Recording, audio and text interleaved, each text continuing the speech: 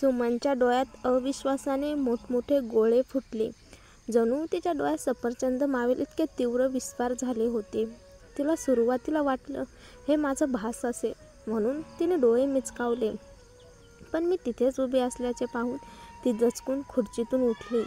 उठतानाच खुर्ची मागे आपटली आणि मोठा आवाज झाला. श्रेया! ती घाबरून ओरडली. तिचा श्वास जड झाला. छाती धडधडू लागली. जणू ती मेलोनमेल धावत आली आहे. श्रेया खन्ना! मी तिला शांत पण गोड हसत दुरुस्त केलं. तिचा हात छातीवर गेला. जणू हृदयविकाराचा झटका येणार होता. तिची नजर माझ्या कानातील सोन्याच्या झुमक्यावर, अंगावरच्या डिझायनर कपड्यावरून सरकत थेट मर्यादित आवृत्तीच्या गुलाबी स्टिलेटोजवर गेली. प्रत्येक वस्तू लाख मोलाची आहे हे जाणवताच तिचा जबडा खाली पडला. नाही, हे अशक्य आहे, ती हबकून म्हणाली. तू तर मेलीस. तू इकडे कशी? मी तिच्या भेदरलेल्या चेहऱ्याकडे रोखून पाहत गमतीने म्हणाले. डोळ्यात डोळे घालून बघ सुमन. सांग, मी मेल्यासारखी दिसते का? ती गिळगिळीत आवाजात म्हणाली. पण तुला आगीत मृत घोषित केलं होतं. फॉरेन्सिक रिपोर्टमध्ये पण ते चुकले किंवा कुणीतरी खरेदी करून खोटं सिद्ध केलं. पण मी इथे उभी आहे म्हणजे मी जिवंत आहे. त्यामुळे तू ताण घेऊ नकोस. नाहीतर चेहऱ्यावरच्या सुरकुत्या अजून वाढतील आणि केलेल्या बोटॅक्स वाया जाईल. माझ्या या टोमण्याने तिचा चेहरा लालबुंद झाला. तू इथे कशासाठी आलीस? तिने थरथरत विचारलं. हे हॉटेल आता माझं आहे सुमन. मी माझं हक्काचं परत घेतलंय. काय? तिचा रंग फटकळ झाला. ती टेबलला धरून उभी राहिली. नाहीतर पडली असती. हे खोटं आहे, खोटं आहे. ती डोकं हलवत किंचाळली. डोळे उघड आणि सत्याला सामोरे जा. मी शांत आवाजात म्हणाले. हे हॉटेल आता माझं आहे. तू गरीब होतीस. काहीही म्हण. लाखो कोटीचं हॉटेल विकत घेण्याची तुझ्यात ताकद नाही. ती थरथरत्या आवाजात ओरडली. माझी किंमत कमी लेखू नको सुमन. मी अनेक वर्षे रक्ताचे घाम गाळले आहेत इथपर्यंत यायला. तिने खोट्या धैर्याने हसत म्हटलं. पुरावा दाखव, तेव्हाच विश्वास ठेवेन. मी गोड हसत पर्समधून करारपत्र बाहेर काढलं. हे पहा. तिने ते हिसकावून घेतलं. तिच्या डोळ्यासमोर तिच्या स्वतःच्या सहीकडे नजर गेली आणि तिचा रंग आणखी फटकळ झाला. हे शक्यच नाही. नाही. ती केस ओढू लागली. तिची जुनाट सवय. हे तुझ्या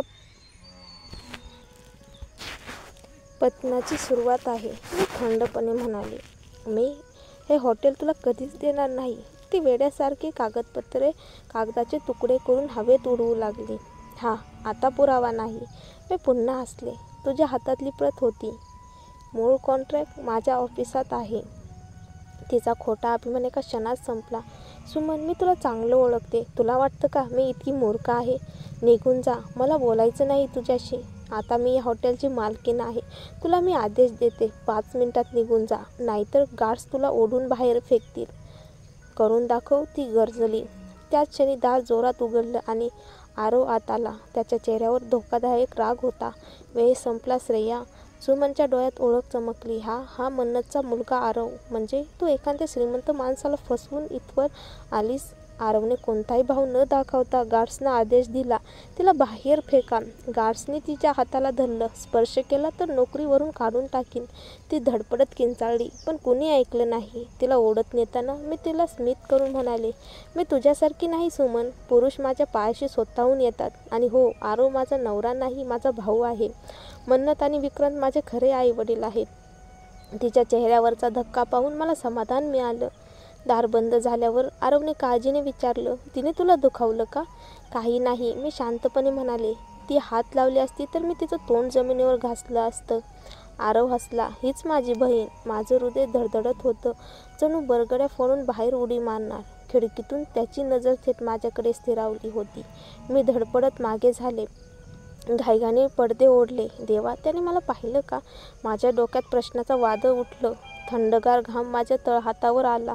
मी हात जोडून ऊब निर्माण करण्याचा प्रयत्न केला. सगळं ठीक आहे ना? मिस श्रेया? आरू विचारत होती. तिच्या नजरेला सामोरे गेले. ती जेवण टेबलावर ठेवून उभी होती. पण जेवण माझं लक्ष तिकडं नव्हतंच. माझी पती दिसल्यापासून माझी भूकच उडून गेली होती. मी ठीक आहे, मी म्हणाले.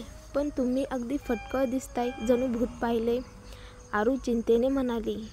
भूत नाही, शैतान पाहिलंय. मी मनात पुटपुटले. हसण्याचा आटोकाट प्रयत्न करत तिच्याकडे पाहिलं.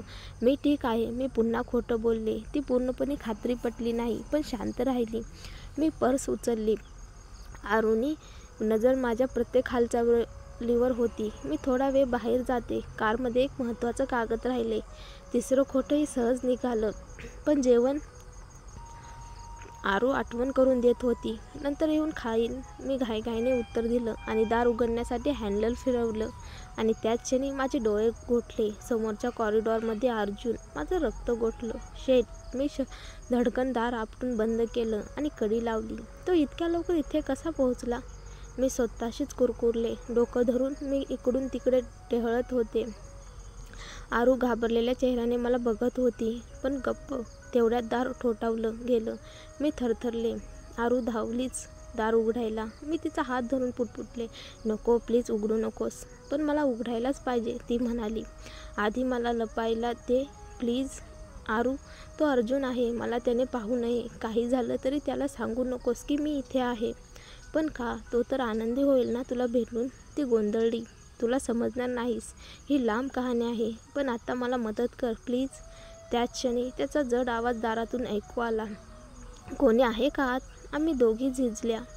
मी विनंती करते, काही सांगू नकोस. मी शेवटची वेळ तिला बजावलं आणि धावत बाथरूममध्ये जाऊन लपले. दाराला कान लावून मी श्वास रोखून ऐकत राहिले. ठोठावलं होतं मी. ऐकलं नाहीस का? अर्जुनचा रागीट आवाज. मला माफ करा सर, ऐकलं नाही. मी व्यस्त होते. आरू थरथरत बोलली. माझ्या पोटात खड्डा पडला. सॉरी तुला या संकटात ओढल्याबद्दल. आरू, रिसेप्शनिस्ट म्हणाली होती. नवीन ओनर इथे आहे. ती थोडं आधीच निघून गेली सर. असं? मग मी तिला चुकवलं बहुतेक, तो संशयाने म्हणाला. मी बाथरूममध्ये हळूवार सुस्कारा सोडला. पण पुढच्या क्षणी ती जेवण न खाता निघून गेली का? मी तर उपाशी आहे असं म्हणत तो सोफ्यावर बसल्याचा आवाज आला. माझ्या टेबलावरचं जेवण त्याने सुरू केलं. देवा, माझं जेवण खातोय तो. माझं पोट कुरकुरत होतं, पण मी दात घासून शांत राहिले. खूप वेळानंतर अखेर त्याने जेवण संपवलं. पण तो उठलाच नाही. खुर्चीत बसूनच राहिला. माझे पाय दुखायला लागले, पण मी गप्प राहिले. अर्जुन सोफ्यावर गप्प बसला होता. इथे थांबावं का जावं त्याला कळेना. अचानक हवेतला गोड सुवास त्याच्या श्वासात शिरला. तो थबकला. हा सुवास अगदी श्रेयाचा आहे. आठवणीचा मारा सुरू झाला. त्याच्या हृदयात पुन्हा वेदना उसळली. 1 वर्ष झालं तिला मेल्यालं, तरी मनातून नाही निघाली. त्याने स्वतःला सावरत आरूकडे पाहिलं. मिस खन्ना कशा दिसतात? खूप सुंदर, आरू चमकून म्हणाली. अर्जुनने भुवया उंचवल्या. मी कोणालाच भेटलो नाही तसा. त्या वयस्कर आहेत का? नाही सर, फार तर 25-26 वर्षाच्या. त्याचा गोंधळ वाढला. अशी कुणी दिसली नाही. विचित्र आहे. तो उठला. अचानक म्हणाला, मला वॉशरूम वापरायचा आहे. आणि तो थेट बाथरूमकडे वळला. नाही. आरू भीतीने किंचाळली आणि धावत जाऊन दारासमोर उभी राहिली. अर्जुन तिच्याकडे रागाने बघू लागला.